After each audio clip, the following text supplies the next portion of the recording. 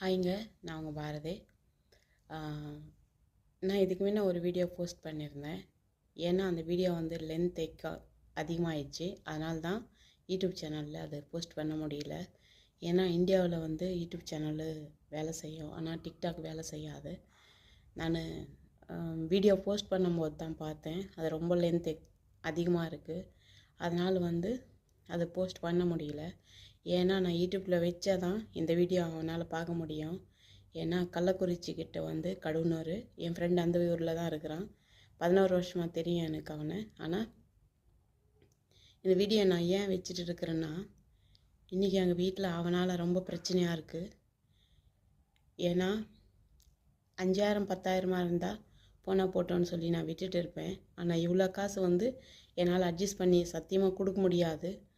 ஏன்னா அவனுக்காக என் வீட்டு பத்திரம் வச்சு அவனுக்கு காசு கொடுத்தேன். ஆனால் நான் கழுத்தில் போட்டிருக்கிற அந்த நக்லீஸு வச்சு அவனுக்கு 40,000 ரூபாய் கொடுத்தேன். பானு, ஒரே ஒரு 10 நாள் நான் கொடுத்துட்றேன், வீடு ரிஜிஸ்ட்ரேஷன் ஆயிடுச்சேன்னா உனக்கு எல்லா காசும் வட்டி அசலுமா நான் கொடுத்துட்றேன் அப்படின்னு சொல்லி வாங்கிக்கினான். ஆனால் இப்போ 7 மாதம் ஆகுது. ஆனால் கொடுத்தவன் செத்துடணும். ஏன்னா அவங்க சொந்த ஃபேமிலியே ஒருத்தர் சொன்னார், பேர் அதெல்லாம் வேணாம், நான் பேர் அதெல்லாம் சொன்னால் எல்லோரும் முன்னாடியும் அவன் அசிங்கம் பண்ணோம். ஏன் நான் பேர் சொல்ல மாட்டேன்றேன்னா, கடனூர்ன்றது வந்து அந்த ஊரில் யாருன்றது இந்த வீடியோ மூலமாக நிறைய பேருக்கு தெரியும். எதுக்கு தெரியும்னா, என்ன யாருக்கெல்லாம் தெரியுமோ அவங்களுக்கு மட்டும்தான் இதை புரியும். ஏன்னா நிறைய பேருக்கு வந்து நான் தமிழில் வச்சுட்டு இருக்கிறேன். நான் எல்லா வீடியோவுமே வந்து தெலுங்கில் தான் போஸ்ட் பண்ணுவேன். ஏன்னா என் வீடியோ வந்து தெலுங்குக்காரங்க தான் அதிகமாக பார்க்குறாங்க, தமிழ்காரங்க கூட பார்க்குறாங்க. ஆனாலும் நான் என்ன சொல்கிறேன்னு சொல்லி அவங்களுக்கு தெரியாமல் அவங்க லைக் போட்டுவிடுவாங்க. ஆனாலும் நான் வந்து எல்லாருக்கும் வந்து லைக் பண்ணுறதுக்காக சொல்லலை இந்த வீடியோ.